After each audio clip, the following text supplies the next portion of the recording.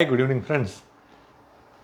இந்த வீடியோவில் நம்ம ஒரு சில தாட்ஸ் என்னென்னா, தமிழக சீஃப் மினிஸ்டர் முதலமைச்சர் திரு ஜோசப் விஜய் அவர்கள் ஆட்சிக்கு வந்ததுக்கு பிறகு டே டு டே பேசிஸில் எதிர்க்கட்சிகளோ இல்லை எதிர்க்கட்சிகள்னு தங்களை காட்டிக்கிறவங்களோ ஏகப்பட்ட ஒரு கமெண்ட்ஸ், ஏகப்பட்ட என்ன சொல்கிறது, கம்ப்ளைண்ட்ஸ் தான் சொல்லணும். ஆக்சுவலாக ஏன்ப்பா அவருக்கு கொஞ்சம் டயத்தை கொடுங்களேன்ப்பா, ஒரு ஆளை வந்து பெர்ஃபார்ம் பண்ணுற அளவுக்கு கொஞ்சம் டயத்தை கொடுத்துட்டு அந்த டயத்தில் பெர்ஃபார்ம் பண்ணலன்னா தான் விமர்சிக்கணும். டைமே கொடுக்காம விமர்சிக்கணுங்கிறதுக்காக விமர்சிச்சுட்டே இருந்தால் நல்லாவா இருக்குது.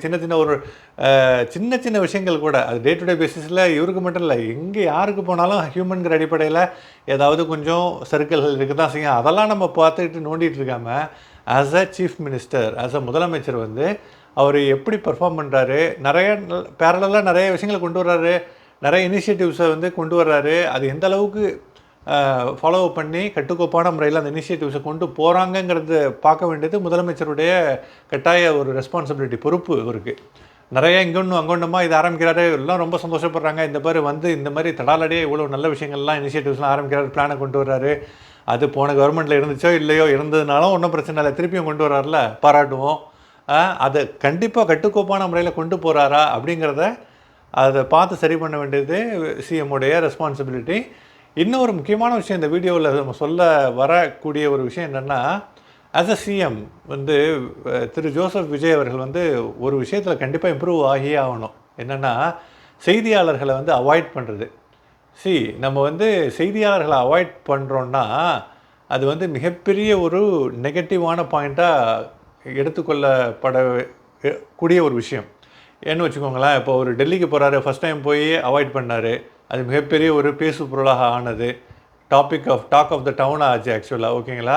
அதுக்கப்புறம் இப்போவும் ஒருத்தர் டெல்லிக்கு போய் வெளியில் வர்றப்போ அவர் செய்தியாளர்களை புறக்கணித்து விட்டு அவர் பாட்டுக்கும் போயிட்டுருக்காரு. செய்தியாளர்களை சந்திக்க சங்கோஜமாக இருந்தது, ஷையாக இருந்தது. அவர் வந்து ஒரு லயோலா காலேஜ் ஸ்டூடெண்ட் தான், காலேஜ் ஸ்டூடெண்ட்டு, இங்கிலீஷ்லாம் படத்துலலாம் நிறையலாம் நல்லா தான் பேசுகிறாரு.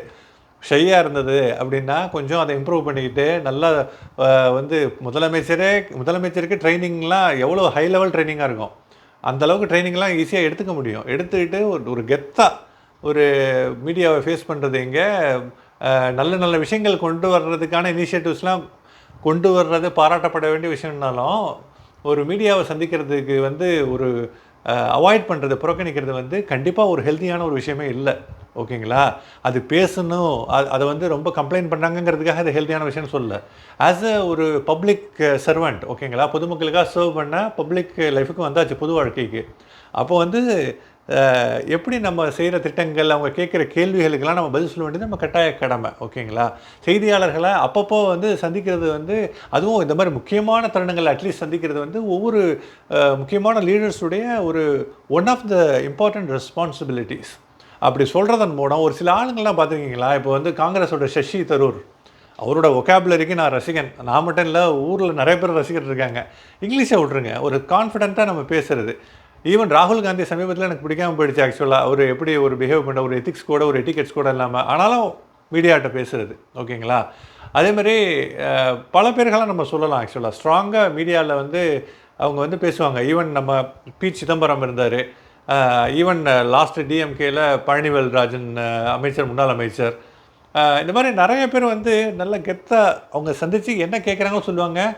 அட்லீஸ்ட் ஏதாவது மக்களுக்கு வந்து ஒரு விஷயங்களை எடுத்து சொல்லிட்டு போவாங்க, என்ன நடக்குதுன்னு சொல்லிட்டு ஒரு அவேர்னஸ்ஸு, ஒரு ஸ்டேட்டஸ் அப்டேட்டு, ஓகே, ஏதாவது ஒன்று சொல்லிட்டு போவாங்க. இது புறக்கணிச்சிட்டு அப்படியே போயிட்டே இருக்கிறது, நான் பாட்டுக்கு என் வழி தண்ணி வழின்னா அது நல்லா இல்லை, அது யாருக்குமே பிடிக்காது ஆக்சுவலாக.